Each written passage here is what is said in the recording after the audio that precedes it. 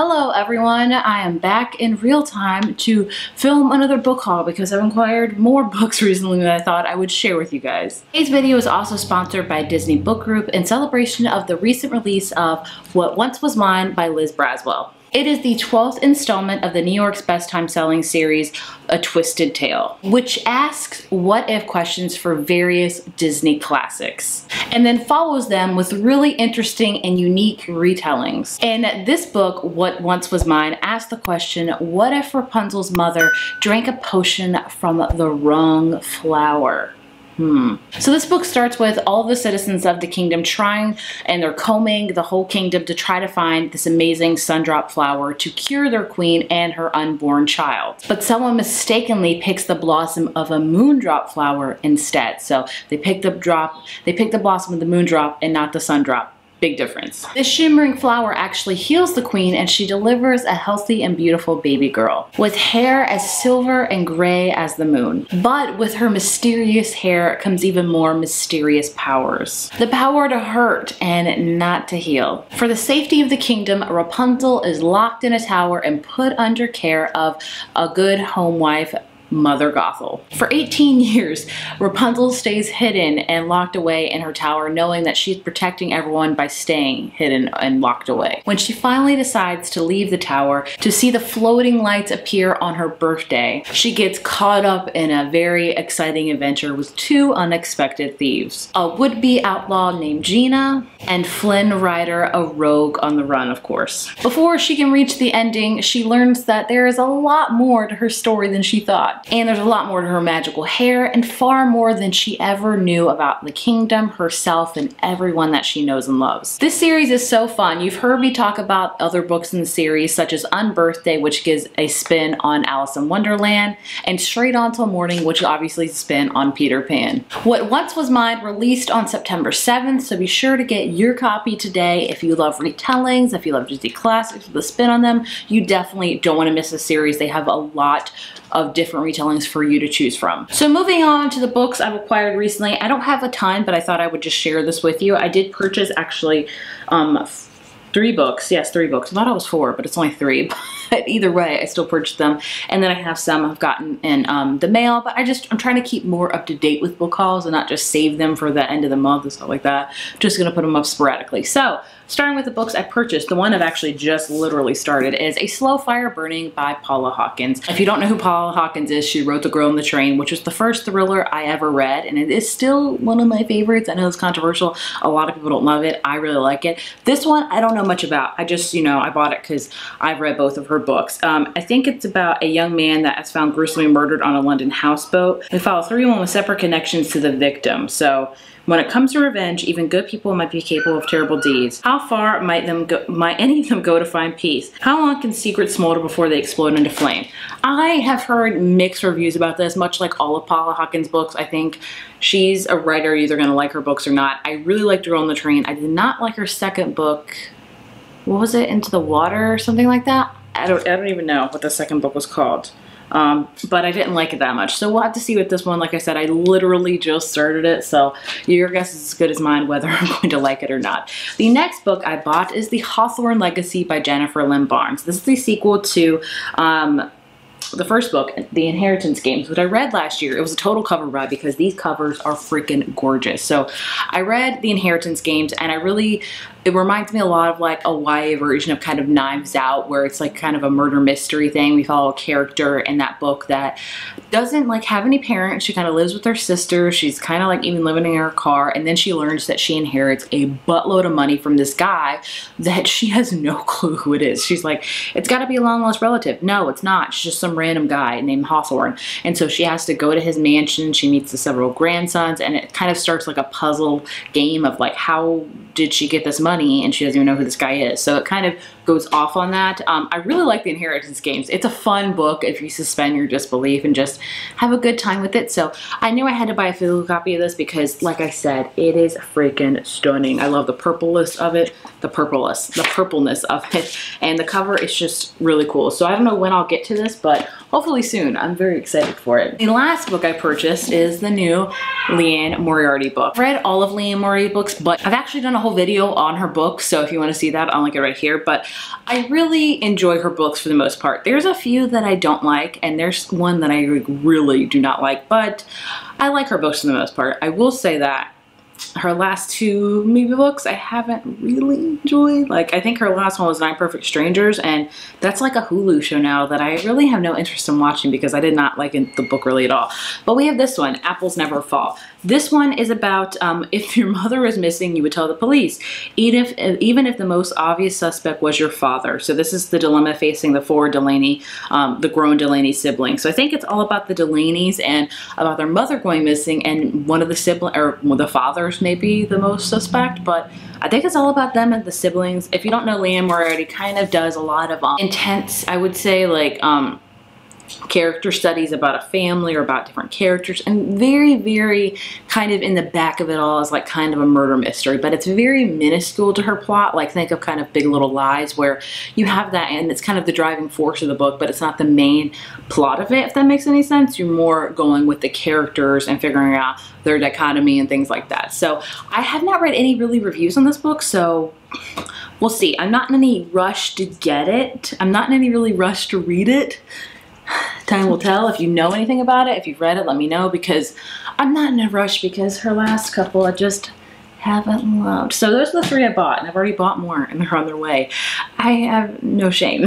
Moving on to the books I got sent from publishers. I got a couple from Berkeley, the first one being A Holly Jolly Diwali by Sonia Lally. The cover is amazing. So this is about one type A data analyst discovers her free-spirited side on an impulsive journey from bustling Mumbai to the gorgeous beaches of Goa and finds love waiting for her on Christmas morning. So that's what it's about. It's about Diwali, which there has been really no books about Diwali. We have so many holiday books with Christmas, things like that, but there's never talk about the Indian holiday Diwali, which is going to be so awesome to read about because I don't know much about it and I need to really learn about it. So I'm very excited to read this one. It's about Diwali, about romance. It sounds adorable. I can't wait.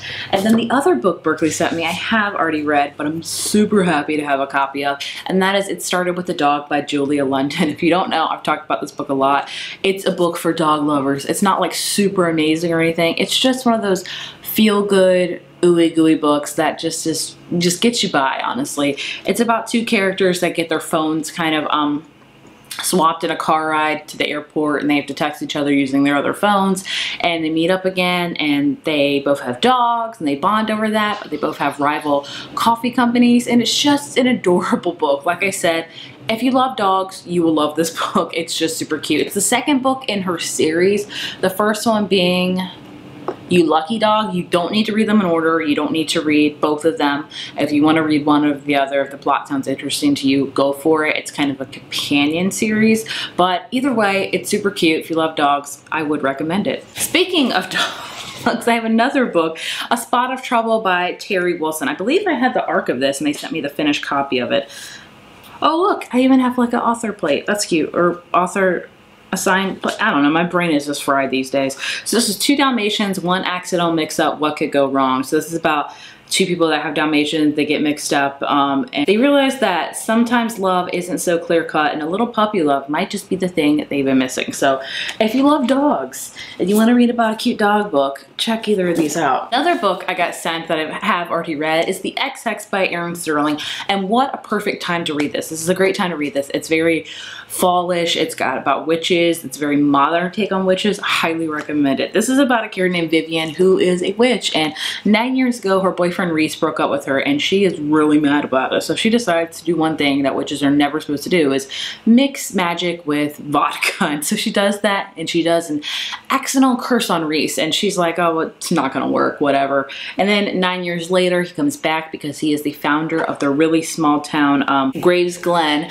and he's supposed to just charge the ley lines again because he's a founding member, and things go wrong as soon as he steps foot home. Like, things happen. I think let's see, wind-up toys, a pissed-off ghost, and a talking cat. And so Vivi and Reese have to ignore their off-the-charts chemistry to work together to save the town and find a way to break the breakup curse before it's too late. It's fun. It's just, I mean, there's not a lot of history as far as the magic goes of why there's witches and then why there's like kind of muggles in this town. It's just kind of there. But if you just want a fun book with witches and love set in kind of a modern era, I would check this out. It's a great fall one. It reminds me if there were witches and Stars Hollow like living under your nose. Honestly, that's really what it reminded me of, and I enjoyed it. I had a good time reading it. And like I said, it's a great book to read during this time of, you know, fall and Halloween and things like that. The next up from William Amaro, I got sent Feeding the Soul by Tabitha Brown. She is an Instagram persona, I think. Yeah, before she was one of the most popular personalities in the world.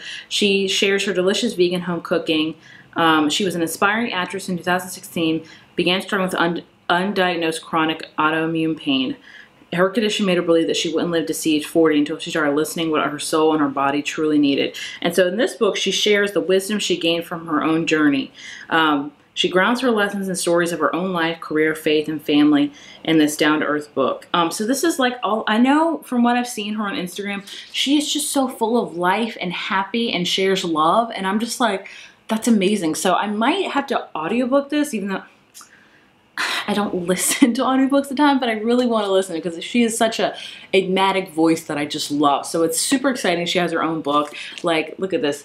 Take the course called Life, Honey, and you'll find out how much meaning is in everything you've ever done. It just, she just radiates positivity, which is something I think we all need in this world constantly. Then I got sent the sequel to These Violent Delights by Chloe Gong, Our Violent Ends. So I have yet to read this. I've been meaning to read this forever. It is a retelling of Romeo and Juliet set in, I think, 1920 Shanghai. Yes, and so it's a blood feud between the two gangs, and at the heart of it all is Juliet, and then she is in love with her first love betrayed her, you can guess. So her first love betrays her, so obviously this is just a retelling of that, and I've been meaning to read it because I've heard so many good things about it. And it's a signed copy, and they sent me this really cool sticker. I mean, like, I need to really get into it. Like, I really have to now since the sequel is out, and I believe it's a duology, so I believe this is the last book in the duology. This one comes out in November, so I need to get to it. I need to get to it. I need to get to it because I've heard amazing things about it. So if you love Romeo and Juliet and you want a fresh retelling set in 1920 Shanghai, like, that all sounds amazing. I'm really trying to like butter myself up to read this ASAP. Read it soon, Heather. And the last books I got sent is another series, I believe, and it's a middle grade series. And the last two books I have are part of a series again, and I think it's a middle grade series, and it's called Pax by Sarah Pennypacker. And this cover is so freaking adorable. It's got deckled edges on it, and it's just, and then we have Pax's Journey Home. I love it. I have no clue what these are about. Pax and Peter have been inseparable since Peter rescued him as a kid. But one day the unimaginable happens. Peter's dad enlists in the military and makes him return the fox to the wild. Oh god, this is like a Fox and the Hound thing. I don't think all of us 90 kids are still not recovered from that movie. Like, I don't think I'll let my kids watch it because I'm like, it's so heartbreaking, like so heartbreaking. At his grandfather's house, 300 miles away from home, Peter knows this isn't where he should be. He strikes out on his own despite the encroaching war, spurred by love, loyalty, and grief to be reunited with his fox. Meanwhile, Pax is waiting for his boy and embarks on his own adventure. Oh, this sounds freaking adorable, heartbreaking, all of those things. I don't know what the second book's about. I'm probably going to save these for my kids eventually. Oh, do they have pictures in them? Oh, look at that. They have some illustrations in it. I did not know that at all. I don't know how many illustrations they have in it. That's adorable. This is really, I'm going to save this for my children because I think I might actually read this. Will it make me cry though? Probably a lot. So there's that. Yeah, there's illustrations all scattered throughout both of these books, which is just awesome. I think adds so much to middle grade books for kids to look at pictures too. So it sounds, oh my goodness, look at this. If that's not the most freaking adorable thing I've ever seen in my life, it's like a mama fox or daddy fox, baby fox. Like, I'm obsessed.